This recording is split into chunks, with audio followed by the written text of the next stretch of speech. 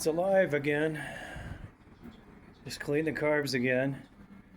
Put all the new wiring harness and everything. And I couldn't figure out why it wouldn't start. I had the wire switch and the coils. I switched them, it started right up. Anyway, those do matter. And there's no label on them to tell which one's which.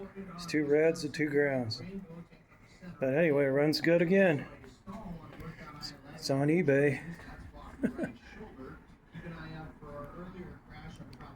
One of the few that are still alive. Got to come out and pay for it though. No checks. I've been through that crap before and guy said it was good. I'm not messing with that. Cash only. 42-year-old bike taken care of in a garage its whole life. Here it is. See if it goes one more time. I got to put the tank on it.